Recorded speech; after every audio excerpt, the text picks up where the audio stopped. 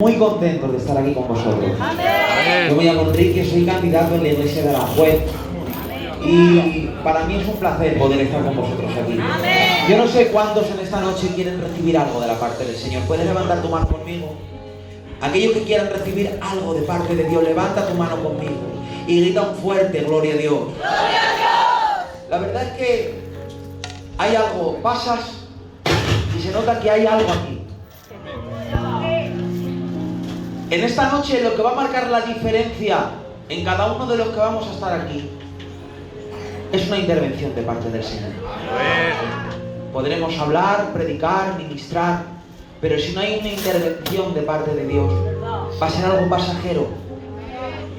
Va a ser algo que va a pasar sencillamente. Sin embargo, cuando el Señor está en un sitio y es el que hace las cosas, no dejan de pasar, sino que hay un cambio, hay algo especial. Yo venía en el viaje, veníamos hablando, leyendo, meditando en el Señor.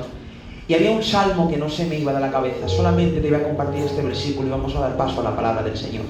Pero dice el Salmo 40 así: pacientemente esperé a Jehová, y Él oyó mi clamor.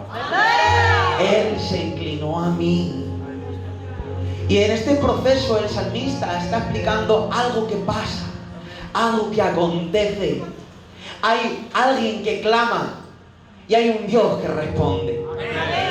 Hay algo que acontece en el ambiente, es un clamor de parte de alguien y está el efecto de ese clamor. El resultado de ese clamor es que Dios escucha y defiende, se inclina. Y yo no sé si este pasaje te recuerda a otra vez que hubo otro clamor, otra vez otra respuesta de parte de Dios, otra vez el Señor se volvió a inclinar, el Señor descendió y su pueblo fue salvado. Dice la palabra de Dios: Moisés, he oído el clamor de mi pueblo y he descendido para librarlo. Y es que cuando hay un clamor, algo acontece en el corazón de Dios. Cuando hay un clamor, hay una respuesta en Dios, y esa respuesta es el que Él defiende. Y cuando Él defiende, hay una intervención divina. Y cuando hay una intervención divina, algo distinto pasa, algo distinto acontece, algo distinto ocurre en el ambiente. Yo no sé si tú lo crees en esta noche, pero en esta noche el Señor está en este lugar y algo va a acontecer en este momento. Una intervención divina, no necesitamos más. Ya está, nada más. Que el Señor descienda y sea Él quien haga. Una intervención divina frente a la cueva de Lázaro. Lázaro sal fuera. Y aquel que murió hace 4 días resucitó. Hubo una intervención divina. El Mar Rojo está cerrado, los enemigos detrás, no hay nadie que pueda salvar a 2 millones de personas. Pero entonces el Señor defiende. Hay una intervención divina y hay salvación para su pueblo. Yo no sé cuántos en esta noche desean una intervención divina, pero una intervención divina es la respuesta a un clamor sincero. Iglesia, el Señor está aquí. Yo sé que el Señor desea bendecirte en esta noche. Dejémosle al Señor que Él se mueva en este lugar, que Él haga lo que tiene que hacer. En esta noche no necesitamos que nadie nos ministre. Necesitamos que Dios use gente, pero sea el Señor el que haga las cosas. Porque cuando hacemos nosotros y no hace Dios, no acontece absolutamente nada. Pero ay cuando hace Él, ay cuando se mueve Él, ay cuando el Señor bendice y abre todas las cosas, transforma corazones, levanta al caído, sana al enfermo. Gloria a su bendito nombre en esta noche. Que Él sea glorificado en este lugar, que Él se mueva en medio de su pueblo y que en esta noche haya una intervención divina para gloria y honra de su nombre. Iglesia de Huesca, que el Señor te bendiga. Dale un fuerte aplauso al nombre del Señor y con vosotros la palabra de Dios.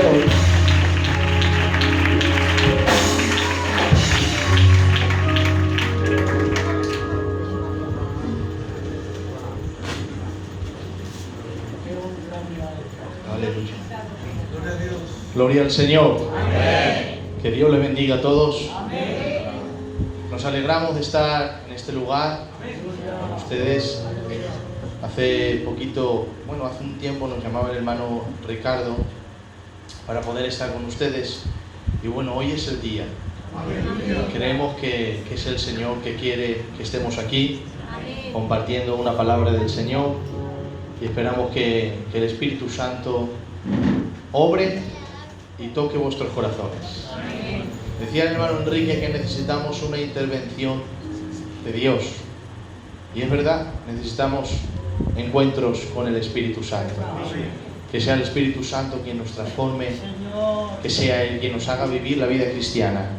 Él sabe lo que es vivir la vida cristiana mejor que nadie, y si nosotros somos guiados por el Espíritu de Dios, vamos a vivir una vida cristiana victoriosa. Una vida cristiana victoriosa no significa ausente de problemas.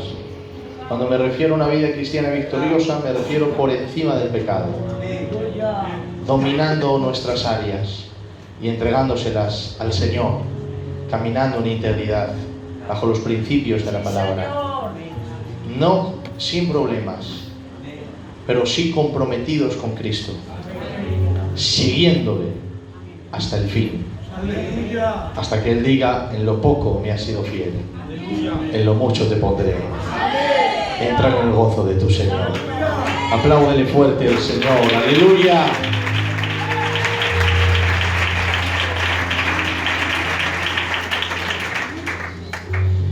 Bueno, yo venía en mi mente con un mensaje, se titula Soberanía de Dios y oración de hombre, pero siento predicar otro mensaje, ¿de acuerdo?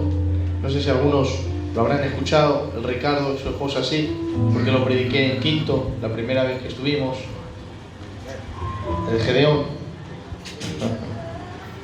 Y bueno, pues espero que el Señor te bendiga, amén.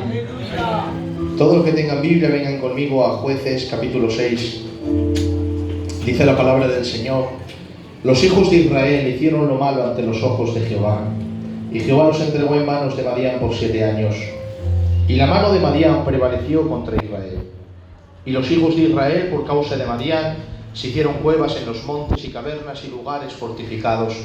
Pues sucedía que cuando Israel había sembrado, subían los madianitas, amalecitas y los hijos del oriente y los atacaban. Y acampando contra ellos destruían los frutos de la tierra hasta llegar a Gaza, y no dejaban que comer en Israel, ni ovejas, ni bueyes, ni asnos, porque subían ellos y sus ganados y venían con sus tiendas en grande multitud como langostas. Ellos y sus camellos eran innumerables. Así venían a la tierra para devastarla. De este modo empobrecí Israel en gran manera por causa de Madián, y los hijos de Israel clamaron a Jehová. El verso 11 dice: y vino el ángel de Jehová, y se sentó debajo de la encina que está en Ofra, la cual era de Joás Abierecita, y su hijo Gedeón estaba limpiando el trigo en el lagar para esconderlo de Madián. El ángel de Jehová se le apareció y le dijo: Jehová está contigo, varón esforzado y valiente. Cierra tus ojos, por favor, y ruégale al Espíritu Santo que te hable. Que sea el Espíritu de Dios quien hable a tu vida. Pídeselo así: Espíritu Santo, háblame, háblame, háblame, Espíritu Santo, háblame, Señor, háblame, te lo pido por favor, háblame, díselo al Espíritu Santo.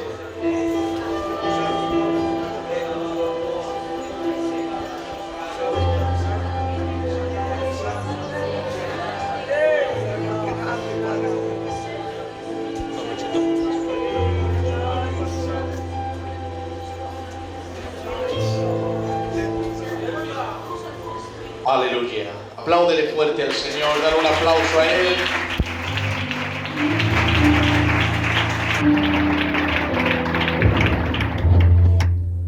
Aleluya, gloria a Dios. Bueno, hemos leído la historia de Gedeón. Esta historia empieza mal, pero además de mal, empieza triste.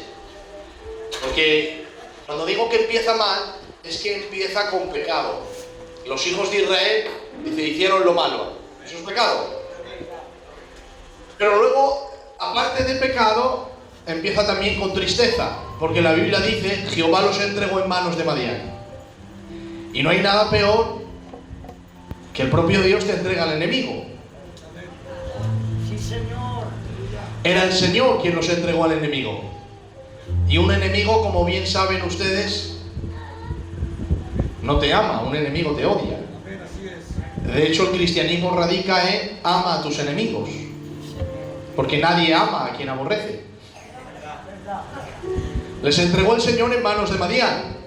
Claro, ¿qué hacía Madián? Ellos conocían el tiempo de la cosecha.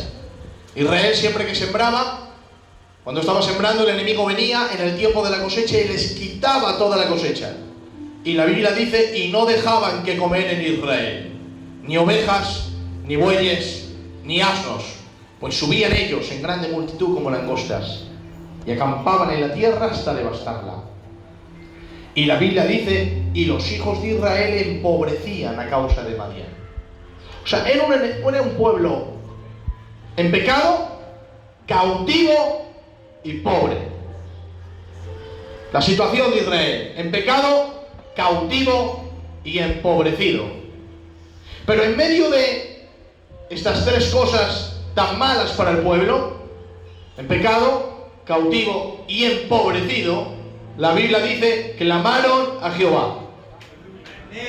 Clamaron. En el verso 7 y en el verso 11 dice la Escritura, y vino el ángel de Jehová. Cuando vino Gedeón, se le aparece a un joven que se llama Gedeón. Este joven lo que está haciendo es limpiar el trigo en el lagar. Bueno, es el único que tiene trigo, porque aunque el enemigo viene en el tiempo de la cosecha y lo roba, Gedeón ha sido inteligente, porque el trigo no lo ha limpiado en la era, que es donde se limpia. Se ha ido al lagar, que es donde se machacan las uvas. En la era es donde se limpia el trigo y en el lagar donde se machacan las uvas. ¿Por qué en la era se limpia el trigo? Porque en la era, cuando uno ha crecido, ha sembrado el trigo, ha crecido la espiga y ha crecido el grano, luego tiene que apalear el trigo. Y cuando el trigo está en el suelo, tiene que esperar a que venga el viento, y con la misma pala que ha paleado el trigo, mete la pala dentro, lo tira para arriba y el viento se lleva la paja y el trigo cae en el mismo lugar. ¡Aleluya! Ahora bien, lo que a mí me llama la atención es que Gedeón se para a limpiar el trigo, y se paraba a limpiar el trigo de una manera muy tranquila y despacio. ¿Por qué? Porque el lagar no es un sitio a la superficie como la era. El lagar es un sitio subterráneo, más bien escondido. Por lo tanto, el viento no pasa de la manera que pasa en la era. En la era el viento pasa más deprisa, pero en el lagar el viento pasa más despacio. Es un sitio subterráneo. Porque en la vida cristiana, para uno mantenerse limpio, no puede estar arriba. Uno cree que tiene que estar arriba, pero Dios ha mandado estar abajo, escondido en el secreto de Jehová, escondido en la oración, en la intimidad, donde los vientos del mundo no pueden tocarte y solamente hay un viento que puede entrar, que es el viento del Espíritu Santo para limpiar tu corazón. Es ahí donde se limpia el trigo de los que son de Dios. Se para a limpiar el trigo, pero poco a poco, porque el viento no es frecuente. Tienes que esperar a que el viento venga, y cuando viene, viene muy despacio y no con mucha fuerza, porque el Espíritu Santo nunca te va a obligar a hacer las cosas, nunca te va a limpiar a la fuerza, te va a limpiar con suavidad y tranquilidad, va a limpiar tu corazón mientras usted expone su corazón a la acción poderosa del Espíritu Santo. Las cosas en el cristianismo no son obligadas, nacen desde el amor. Y Dios impulsa con su viento el amor, porque la Biblia dice que Dios produce el querer como el hacer por su buena voluntad. Es ahí en el subterráneo, en un lugar escondido, donde Gedeón empieza a limpiar el trigo. Pero lo que me llama la atención es que Dios se aparece precisamente a ese, al que estaba limpiando el trigo en el lagar. Porque limpiar el trigo cuando nadie te lo quiere quitar, todo el mundo lo hace. Pero limpiar el trigo cuando el enemigo está al acecho es muy difícil. ¿Por qué? Porque cuando uno siembra el trigo, crece la espiga, luego el tallo y luego el trigo. Y cuando uno lo apalea, en ese momento puede llevárselo a casa. Porque el enemigo está al acecho. Y papá tiene hambre, mamá tiene hambre, los ancianos tienen hambre, la mujer, los hijos tienen hambre, y el hambre es muy mala. Pero Gedeón se para a limpiarlo, y yo le digo: Gedeón, si el trigo ya ha crecido, arráncalo y llévatelo. Y me dice Gedeón: no, Pedro, es que el trigo contiene cizaña. El trigo es comestible, la cizaña no se puede comer. Porque el trigo es saludable, pero la cizaña enferma. Yo sé que estoy limpiando el trigo y que el enemigo está al acecho. Y aunque mi casa tiene hambre, no puedo permitir meter trigo con cizaña en mi casa. En mi casa solamente va a estar trigo limpio. No voy a permitir que entre cizaña. No voy a dar a mi mujer cizaña. No voy a dar a mi padre cizaña. No voy a dar a mi madre cizaña. Hay gente que se está quejando de la cosecha que tiene, pero fuiste tú quien abriste la puerta a la cizaña. Has traído malos ambientes, has traído mal testimonio, has traído pecado a tu casa y ahora se están enfermando espiritualmente. No permitas que la cizaña entre a tu casa por tu culpa, que entre por otro. Tú solamente abre la ventana y las puertas al trigo limpio de la palabra de Dios, a una vida de santidad, a una vida de pureza, a una vida cercana. Recuerda esto que te voy a decir: la gloria del trigo no está en su grandeza ni en su color. La gloria del trigo está en su limpieza. Que sea limpiado y que toda cizaña se quite. La gloria de la iglesia no es que haya buenos predicadores, que es bueno. La gloria de la iglesia no es que haya buenos cantantes, que es bueno. La gloria de la iglesia no es un buen local, que es bueno. La gloria de la iglesia es su limpieza delante de Dios y su santidad delante de Él. Cuando hablo de santidad no estoy hablando de una vida perfecta, porque Dios ni pide perfección, porque sabe que no podemos darlo. Cuando Jesús dijo ser pues perfectos, lo que quiere decir es ser maduros. Cuando la Biblia dice que Job era perfecto, en el hebreo está hablando de madurez espiritual, porque no puede haber perfección absoluta hasta que entremos en el cielo. Cuando hablo de santidad estoy hablando de arrepentimiento, de una vida cercana, de una vida limpia. La gloria de la iglesia es su limpieza. Dios viene a buscar una iglesia crecida. Jesús no se casa con una niña, Él se casa con una mujer. Y la iglesia es una iglesia vestida de blanco con botas de guerra. Está vestida de blanco en santidad esperando al esposo, pero tiene botas de guerra contra el pecado, contra los demonios y contra el mundo, esperando la venida de su amado.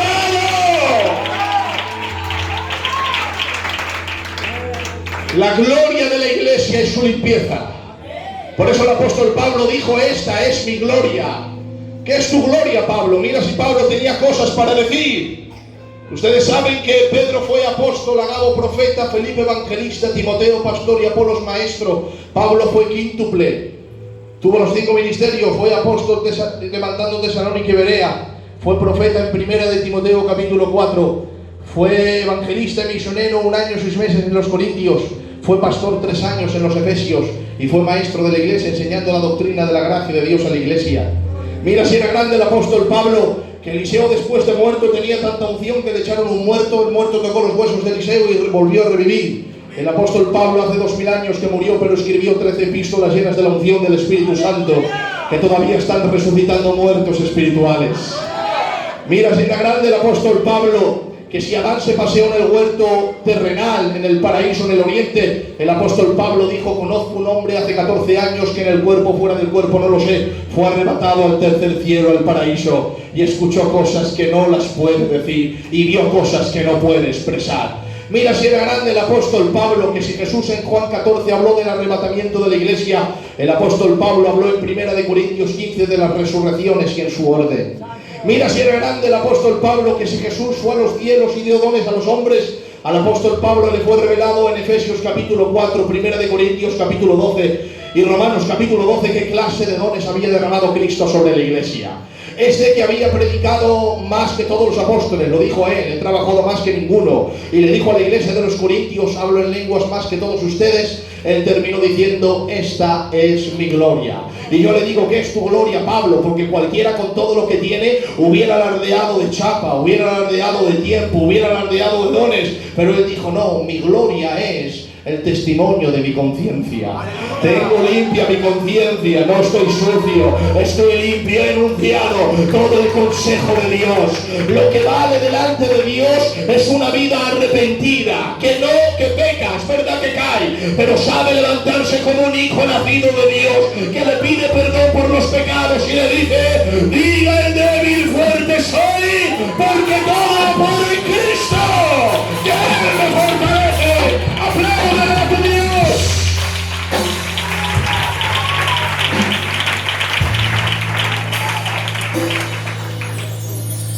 Y ahí estaba Gedeón limpiando el trigo en el lagar. Atención a esta frase. Cuando él apaleaba el trigo, había cizaña. Pero con la misma pala que había apaleado el trigo lo metía debajo, y cuando venía el viento, ¡pum!, lo subía para arriba. Y el viento se llevaba la paja. El trigo caía en el mismo lugar. Atención a esta frase que te voy a decir. El trigo y la cizaña, los dos eran levantados. La pala los levantaba los dos, pero solamente la paja era movida. El trigo caía en el mismo lugar. A veces vienen vientos a las iglesias y decimos: Satanás está atacando la iglesia. Y no es Satanás, es Dios que está levantando con un viento el problema y está elevando a la iglesia. Y lo está haciendo no para moverla, porque Él sabe que los que tienen trigo no se mueven. Ha enviado un viento para mover la cizaña y quitar lo malo que hay en la iglesia, dejar el trigo que tiene fruto de Dios. ¡Aleluya! Es verdad que Satanás ataca a la iglesia, pero muchas veces Dios la limpia. El fruto del trigo no impidió ser elevado, pero sí impidió ser movido. Yo soy cristiano. Bueno, eso no significa que no tengas problemas, pero no hay problema que te mueva. Pueden elevarte, pero no pueden moverte, porque por encima de ese viento hay otro que te sustenta, y es el viento del amor y la gracia divina que sustenta tu vida cristiana. ¡Aplaudan fuerte al Rey! ¡Aleluya!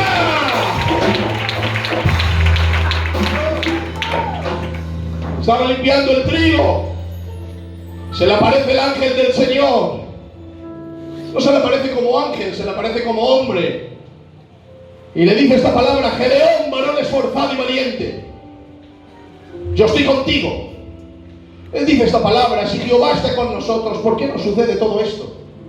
Además, ¿dónde están las maravillas que nuestros padres nos contaron diciendo: Jehová nos sacó de la tierra de Egipto? Ya se estaba yendo al pasado. Estaba recordando lo que Dios hizo en el pasado, pero con telo de juicio, porque no se lo llegó a creer. Aleluya. Le dijo al Señor: ¿dónde están los que nuestros padres nos contaron? En pocas palabras, dicen que Jehová venció a la primera civilización del mundo, Egipto, y no puede con Madián, que son más pequeños, poniendo de tela de juicio el pasado de Dios. Pero no se paró Dios a hablarle del pasado. Le dijo: yo te envío a salvar a mi pueblo de la mano de Madián. Porque no era tiempo de hablar del pasado, era tiempo de salvar a Israel de la mano de Madián. Había niños que estaban sufriendo hambre, mujeres hambre, ancianos hambre, padres hambre, familia hambre, y el hambre es muy malo. Y Dios estaba viendo el dolor de su pueblo. No era tiempo de hablar del pasado, era tiempo de salvar el presente. Porque hay gente que siempre está hablando de las glorias del pasado, pero ahora estás pasando hambre porque no hay gloria en el presente. No hay principios bíblicos, no hay una vida cristiana, no hay una vida entregada, no hay una vida dedicada. Muy bien, el pasado está fenomenal, pero el presente nos estamos arruinando en el presente. Es verdad que el pasado lo podemos recordar para que nos dé fuerza, pero no olvidando que el presente es el regalo que Dios te ha dado para que sea hoy el día de tu victoria, el día de tu levantamiento, el día de tu restauración. El pasado es el pasado, es hoy que te tienes que levantar delante de Dios. ¿Dónde están las maravillas que nuestros padres nos contaron? Y el Señor no habla del pasado.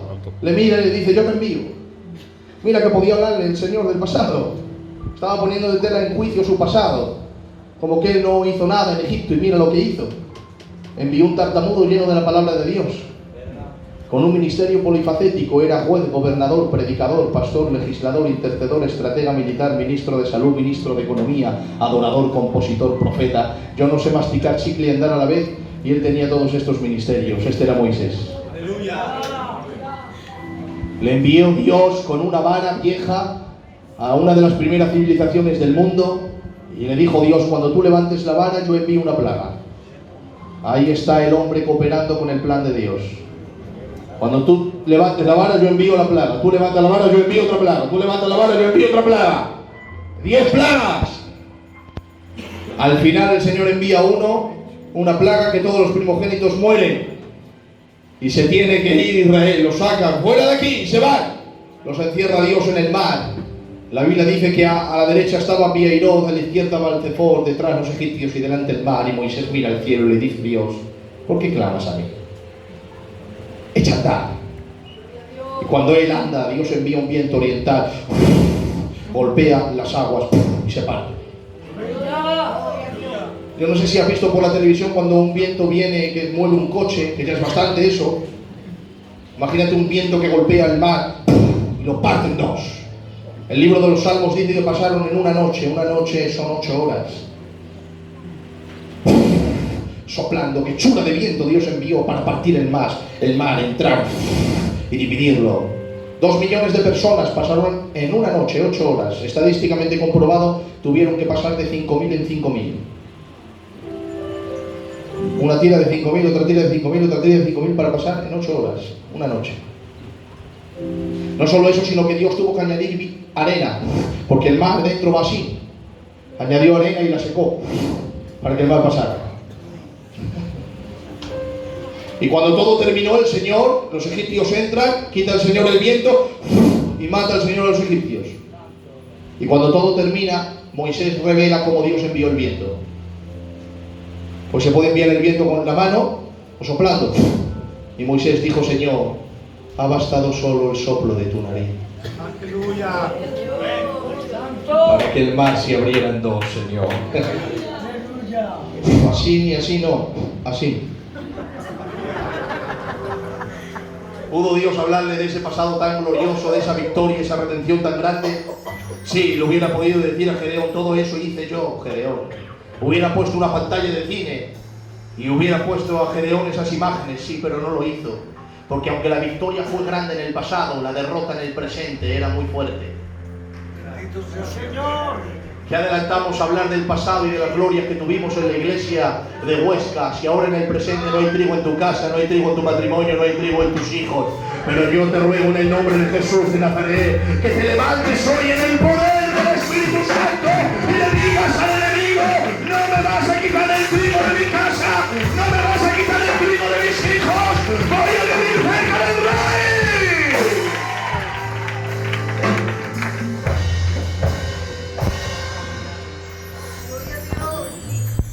Cuando el Señor no le habla del pasado, sino que le confronta en el presente, cosa que está haciendo con nosotros ahora. Dice Gedeón: bueno, ¿me envías a mí? ¿Sí? ¿Y con qué salvaré yo a Israel? Claro, ¿con qué? A Moisés le das una vara, a David una piedra, a Sansón una quijada, ¿y a mí qué? Y Dios le mira y le dice: yo estaré contigo. No era con qué, era con quién. No era con algo, era con alguien.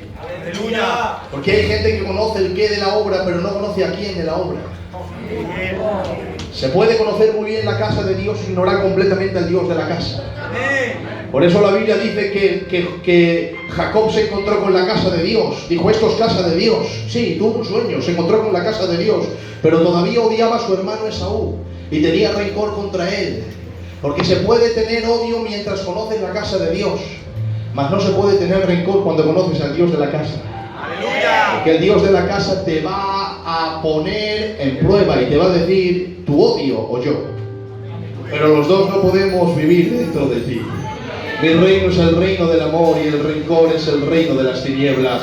Los dos no puedes convivir juntos, o él o yo. O lo amas más a él o me amas más a mí. De ahí que Jesús dijera: el que me quiere seguir, tome su cruz, niéguese a sí mismo y sígame a morir al Calvario. Eso es lo que Dios está pidiendo a la iglesia. Una iglesia abnegada al mundo, abnegada a sus deseos, débil pero ungida, débil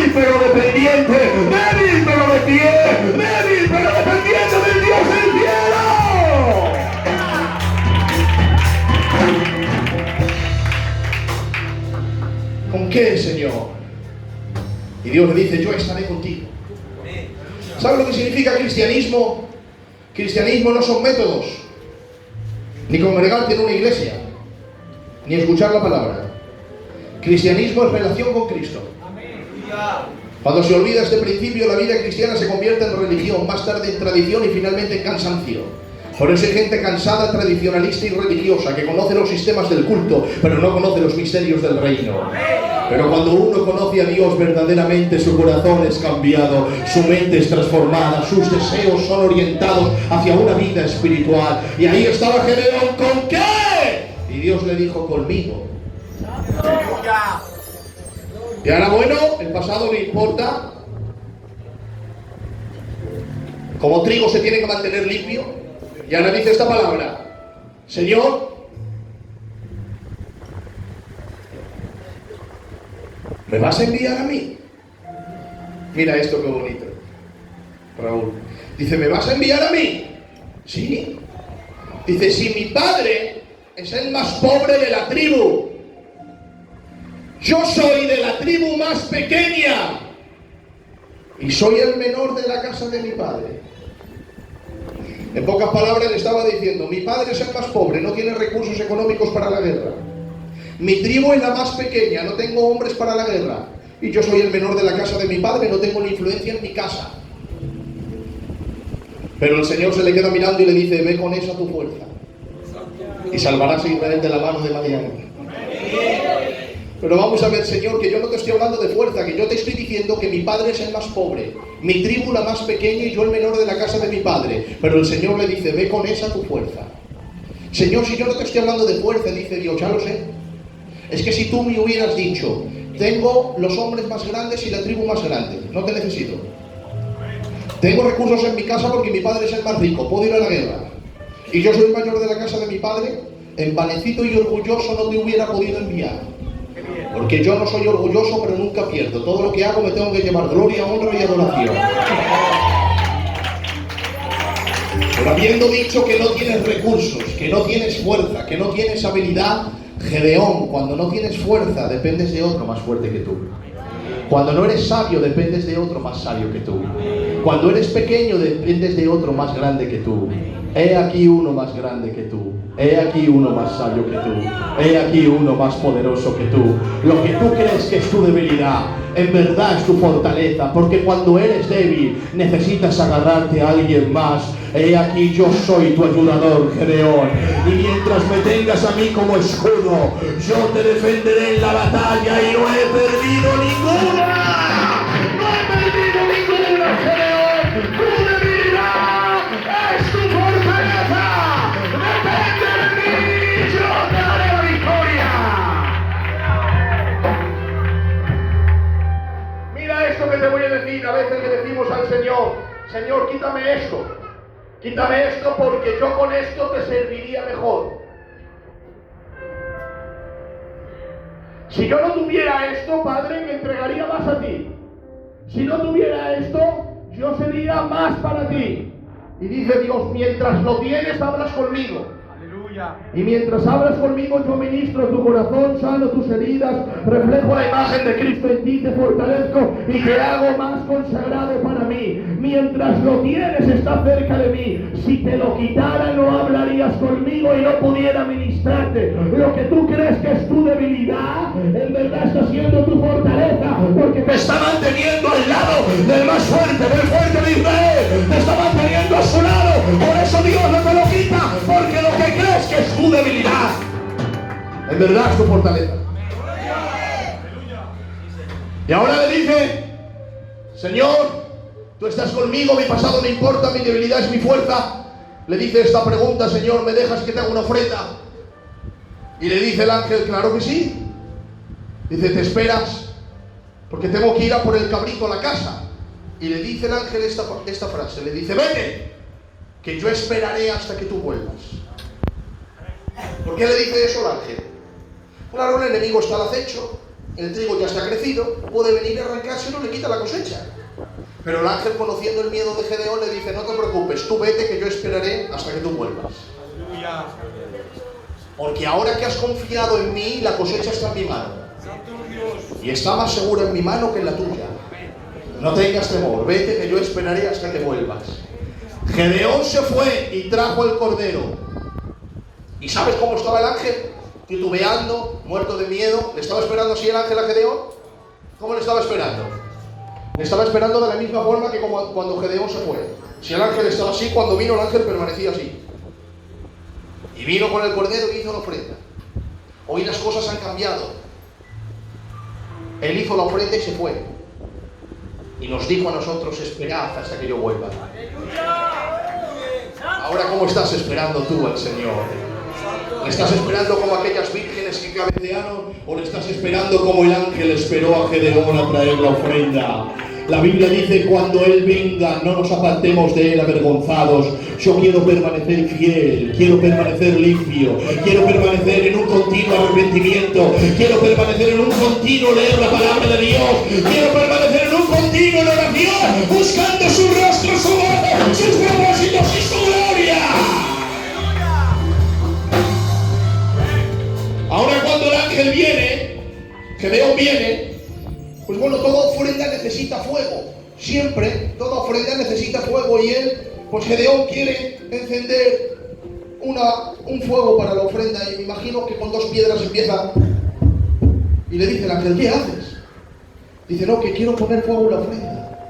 Y le dice el ángel, no, tú pon la ofrenda, que el fuego lo pongo yo. ¿Pero por qué, Señor? Déjame poner a mí el fuego. No, el fuego lo pongo yo. Tú pones la ofrenda y yo pongo el fuego. Porque el fuego del hombre se apaga y la emoción del hombre se apaga. Pero el fuego que Dios enciende, no hay demonio ni tiempo que pueda apagar el fuego de Dios.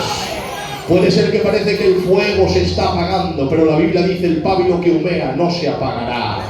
¿Sabes lo que es el pábilo que humea? Ese palo que parece que está apagado, que parece que está en cenizas, pero cuando soplas de nuevo, se empieza a encender de nuevo y sale fuego de nuevo. Así es el que ha sido encendido por Dios. Puede ser que el diablo, el tiempo, los vientos, el problema ha querido apagar el fuego, pero él es un pábilo humeante. Solamente el soplo del Espíritu puede encender el fuego de nuevo. No hay nadie que se pueda apagar cuando ha sido encendido por Dios. Puede pasar el tiempo, las tempestades, el viento, pero de pronto, cuando menos te lo esperes, el ruah, el viento del Espíritu sopla de nuevo y eres encendido como pábilo que llame a fuego de Dios.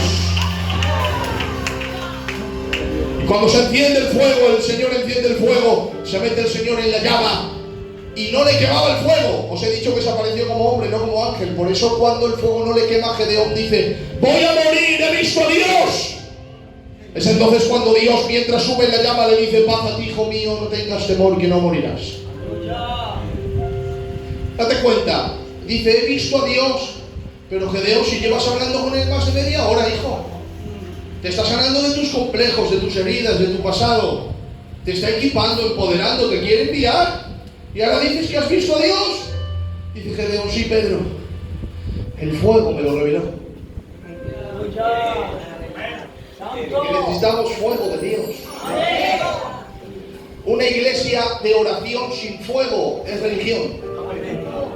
Y es más peligrosa una iglesia sin teología, sin fuego. Eso se convierte en una secta. Necesitamos el equilibrio del fuego del Espíritu Santo. Si no hay fuego de Dios en los ministros, fuego de Dios en el coro, porque no hay una vida arrepentida, una vida en oración, una vida abnegada, dedicada al Dios Todopoderoso, sabiendo que Dios está más allá de nuestros conceptos, más allá de nuestra teología, más allá de nuestra razón. No podemos hacer nada. Iglesia, necesitamos fuego del Espíritu Santo en nuestra vida, fuego que arda.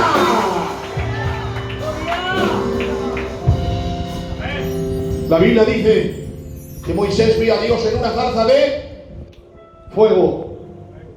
Hebreos dice que Dios es fuego consumidor. Ezequiel dice que hay un río delante del trono de Dios en fuego. La Biblia dice que a sus ministros Dios los llama cubitos de hielo o llamas de fuego. Y Juan el Bautista dijo, yo tengo agua para dar, pero viene uno detrás de mí que es antes que yo. Este tiene Espíritu Santo y fuego para dar. Espíritu Santo y fuego. ¿Y qué dice la Biblia? En el día de Pentecostés vino un viento como de recio y una lengua de fuego que se sentaba sobre cada uno de ellos. necesitamos fuego de Dios. El fuego del Espíritu Santo es la plataforma donde Dios se revela. Pero no solo el fuego de Dios, el fuego del Espíritu revela a Dios. Nota la frase que te voy a decir. El fuego del Espíritu descubre la víbora. Nota la frase. El fuego del Espíritu revela a Dios. Y el fuego del Espíritu descubre la víbora. Porque no es lo mismo descubrir que revelar. Dios se revela porque quiere. La víbora es descubierta aunque no quiera. Por eso el fuego del Espíritu revela a Dios, porque Dios decide revelarse en el fuego. Pero a la par que Dios decide revelarse en el fuego, la víbora intenta huir del fuego porque el fuego la revela.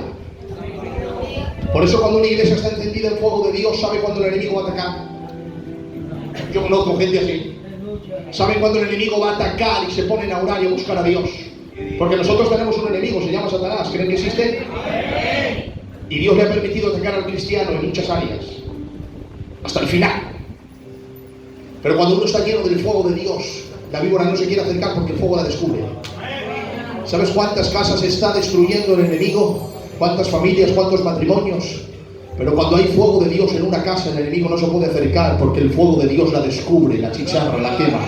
Por eso necesitamos fuego donde el Espíritu Santo quiere revelarse, pero también fuego donde el enemigo es descubierto por aquel fuego y lo destruye. Porque cuando es revelado es descubierto, cuando es descubierto es avergonzado. Por eso la Biblia dice que en la isla de Malta estaba lloviendo, y estaban haciendo una hoguera por el frío, encienden una hoguera, se están calentando. ¿Y quién está en la hoguera calentándose? Ni más ni menos que el apóstol Pablo. Y como la hoguera se estaba apagando con el agua de la lluvia, dice Pablo, ¿nadie queréis ir por ramas para que el fuego siga ardiendo? Bueno, pues voy yo. No sé cómo hizo, pero encontró ramas secas en medio de la lluvia, seguramente que debajo de unas ramas mojadas. Cogió las ramas secas. Y cuando fue, ¿sabes lo que había entre las ramas secas? Una víbora, una serpiente. Yo digo, ¿cómo no te das cuenta, Pablo? Es que es muy parecida a una rama seca y una serpiente. Por eso hay gente que viene seca de Dios, no está mojada por el agua del Espíritu Santo. Y creemos que son ramas que vienen a hacer que el fuego progrese, y no, son serpientes que vienen a traer su veneno mortal y división a la iglesia, división a las casas. Lo que pasa es que una rama seca es muy parecida a una serpiente y a veces no nos damos cuenta. Oh, decimos que venga todo el mundo, que venga así, que vengan a convertirse, que vengan a arrepentirse. Pero si vienen a traer división, a traer discordia, que no venga. ¡Que no venga! ¡Aleluya! No debemos permitir que haya pecadores en la iglesia. Dice, pero Pedro, todos somos pecadores ya. Me refiero a pecadores conscientes de que lo son, eso sí. No los que creen que no lo son y van de santo y empiezan a hacer mal y traer división a la iglesia. Eso no. Esto no es el cobijo de los pecadores. Esto es el lugar donde los pecadores se restauran, no donde esconden sus pecados. Es donde viene la limpieza en la sangre del Cordero y a pedirle perdón a Dios para vivir la vida en santidad.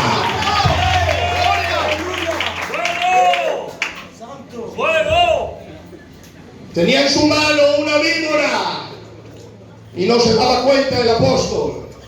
Aleluya. ¿Sabes por qué? Porque te voy a decir algo. Llevo leyendo toda mi vida teología y me encanta. Y voy a escribir 3 libros de doctrina, más de 50 temas bíblicos. Pero a veces no se descubre la víbora conociendo la justificación por fe, ¿eh? Yo lo sé, justificación por fe me la sé muy bien. Tengo mensajes de justificación por fe. A veces la víbora no se descubre dando un estudio de eso.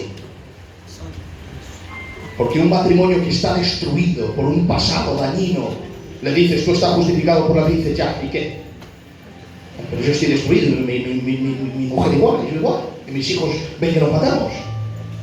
¡Ja! El apóstol de la revelación tenía una víbora en la mano y no se daba cuenta. Porque la víbora puede entrar en casas de gente con título, sin fuego.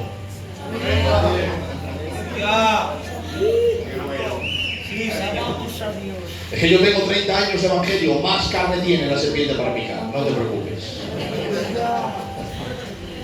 Tú ábrele la puerta, la Biblia dice que el que abre la puerta, tú ábrele la puerta y la serpiente entrará e inyectará su veneno mortal de crítica, de odio, de celos, de amargura. en las casas, en los matrimonios, destruirá los ministerios, apagará el fuego, quitará la ilusión, quitará los ideales de la vida cristiana, te hará olvidarte del Señor Jesucristo, de su sacrificio, te meterá en el mundo y hará que el mundo parezca atractivo para ti. Tú déjame entrar. No le importa tus años, si eres ministerio, si eres del coro, si eres pastor, si eres oveja de muchos años, no le importa, abre la puerta y le entrará. Lo que la víbora no sabía es que el apóstol Pablo iba camino al fuego. Porque no puede soportar ministerios, puede soportar títulos y cargos, pero no puede soportar el fuego del Espíritu Santo. ¡Eso no puede soportarlo! ¡Aleluya! Y la Biblia dice que iba camino al fuego. Cuando iba camino al fuego, la Biblia dice que cuando se acercó al fuego, dice, la víbora, intentando huir del calor del fuego. Qué tranquila se sentía en la mano del apóstol y qué intranquila al lado del fuego. Se puso nerviosa porque ella sabía que el fuego la descubría y después de descubierta quedaba destruida. Se le prendió en la mano al apóstol, pero dice la Biblia que agitó la mano y la tiró al fuego y él sí murió. Necesitamos fuego. Fuego del Espíritu donde Dios quiere revelarse, y fuego del Espíritu donde la víbora es descubierta, donde los matrimonios son guardados con una vida de oración, donde los ministros son guardados con una vida de pasión en la palabra de Dios, cuando la iglesia está apasionada no con las cosas del mundo y lo material, sino con las cosas celestiales, con la palabra de Dios, con una vida de oración, con una vida de piedad, con una vida entregada. Eso necesitamos, fuego de Dios. Y ahora le dice Gedeón, ¿ya está, Señor? Sí. Pues venga, me voy a limpiar a Israel de la mano de Madián. Y se va Gedeón. Y cuando se va le hace así el Señor. Se para. Sí. ¿Dónde vas, Gedeón? Voy a limpiar a Israel de la mano de Madián. Y le dice Dios, si vas a limpiar a mi pueblo, limpia tu casa primero. Aleluya. Allá hay un toro que tu padre adora. Cuando limpies tu casa tendrás autoridad para limpiar la casa de tu pueblo. Yo creo que eso ya está dicho, ¿verdad? Bueno, limpia su casa. Y cuando limpia su casa toca la trompeta. ¿Cuántos vienen a la guerra? 32.000 israelitas. ¿Cuánto es el enemigo? 150.000. Eran muchos ellos, 32.000. Pero el enemigo era 150.000, 126.000 más. Y le dice Dios, ¿Gedeón? Sí. Dice, son muchos. Dice, ya lo sé, son 150.000. Y dice Dios, no, si los muchos no son ellos. Los muchos son ustedes. Pero Señor, si nos sacan 116.000. Y dice, no, es que yo sé que si ustedes van, ustedes dirán, mi brazo y no Jehová me salvó. Y yo no soy orgulloso, pero nunca pierdo. No soy orgulloso, pero siempre me llevo la gloria. Dile que el que tenga miedo que se marche y que se lo haga por la noche para no desanimar a los demás. Y dice la Biblia que por la noche se fueron, ¿cuántos? 22.000. Se quedan 10.000. Y le dice el Señor, Gedeón, sí, todavía son muchos. El Señor, ¿y qué hago? Dice, llévalos al Jordán, y los que beban a su manera que se marchen, los que beban a la mía que se queden. Porque Dios no está buscando multitud, está buscando calidad. Dios, como ser omnipresente y omnisciente, sabía que los amigos suyos, esos 10.000, a su manera iban a vivir 9.700. Se iban a quedar 300. Pero no le importó, dijo Dios, los que beban a la suya que se marchen. Estos son lentejas, si las quieres bien y si no las dejas. No puedes decidir la vida cristiana, vivirla a tu manera. Aquí se vive conforme a la palabra del Señor. Lo que Dios ha dejado escrito, así se vive. Se vive a la manera de Dios.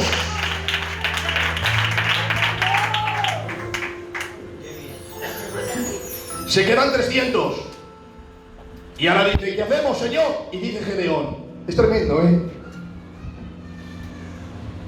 Por eso que no creen las cosas sobrenaturales, yo alucino, porque yo leo la Biblia y digo, no sé, ¿qué estarán leyendo? Mira esta historia, en vivo y en real y en directo. 300 personas.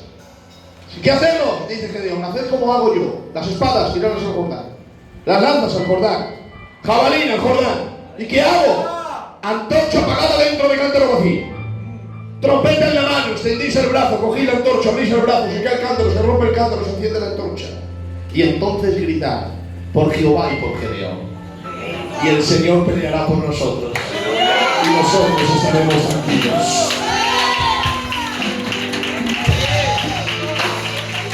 Ahora me gustaría hacer algo. Bueno, algo pasó. Algo pasó, ¿vale? Algo tuvo que pasar extraordinario, algo sobrenatural, que la Biblia ya no menciona el qué, lo que sí dice la Biblia, lo que el Señor hizo y lo que hizo el enemigo. Pero antes de eso, pues yo me imagino esto, ¿no? A ver si me puede seguir con la batería también, porque vamos a entrar un poquito en guerra. A ver si me puede seguir algo hebreo. A ver si puede seguir algo parecido.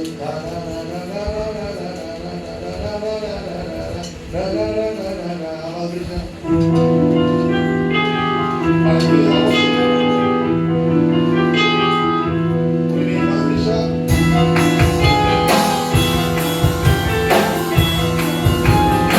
Muy bien, ahí tú sigue. Más o menos ahí, tú sigue ahí, tú como vas también.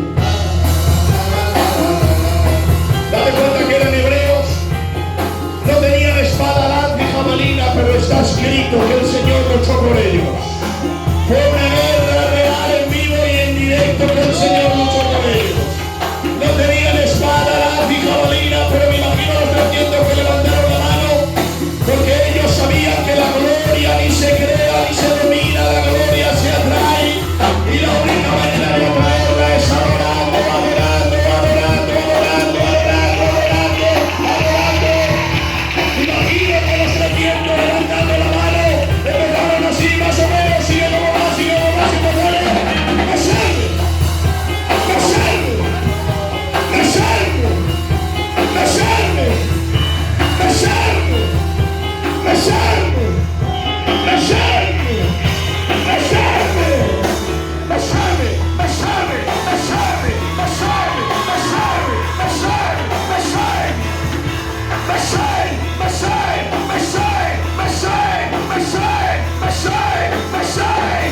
La oración fue subiendo al cielo. Mientras subió, el Señor oyó la oración y dijo: Dios, me están adorando. Y llamó Dios: ángeles, ángeles, venid. Vinieron, sí Señor.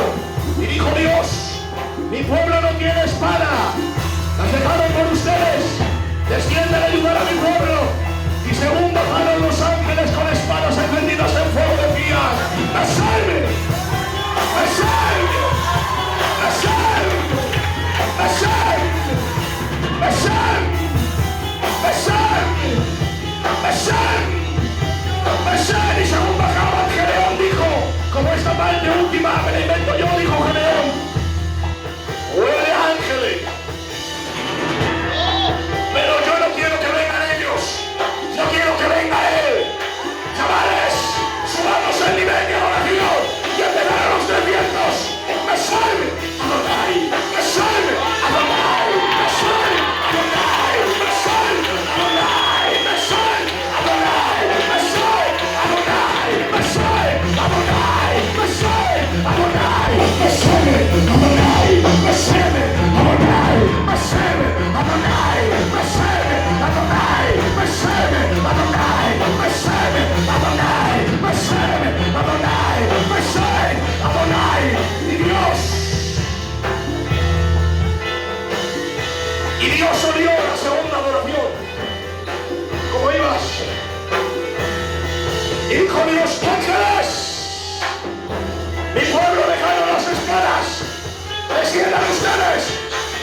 Otro grupo de ángeles descendió, se unieron a la adoración de los primeros y decían: me salve, Adonai, me salve, Adonai, me salve, Adonai, me salve, Adonai, me salve, Adonai, me salve, Adonai, me salve, Adonai, me salve.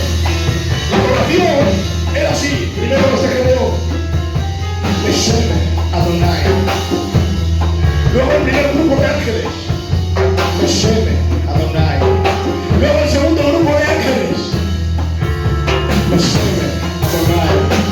El protagonista de la guerra no se había movido del trono todavía. Estaba sentado.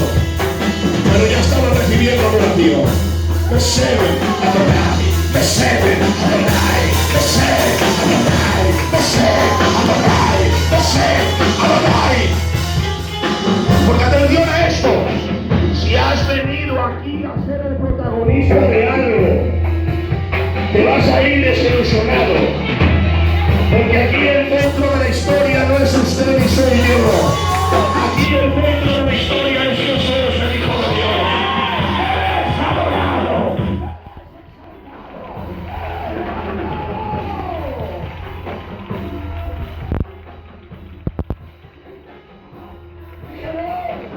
Viendo que viene un grupo de ángeles siguientes, dijo: chavales, la gloria ni se crea ni se domina. La gloria se atrae y la única manera de atraerla es adorando. Adorando. Subamos el nivel de oración y empezado. Mesere, Adonai, Sebaot. Mesere, Adonai, Sebaot. Mesere, Adonai, Sebaot. Mesere, Adonai, Sebaot. Jehová, poderoso de victoria.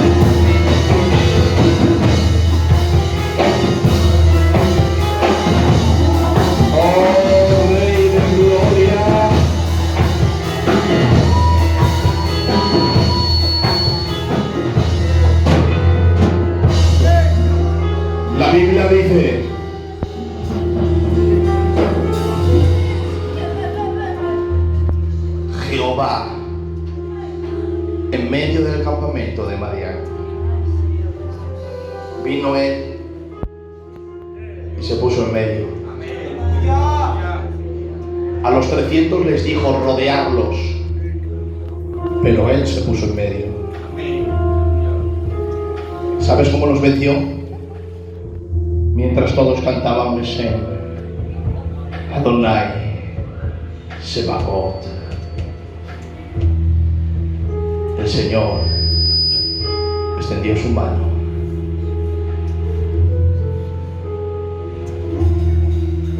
y la Biblia dice: Jehová en medio del campamento sembró confusión entre los enemigos y entre ellos se mataron. ¿Qué le quitaba el enemigo a Israel? La siembra. ¿Y qué hizo Jehová? Sembró.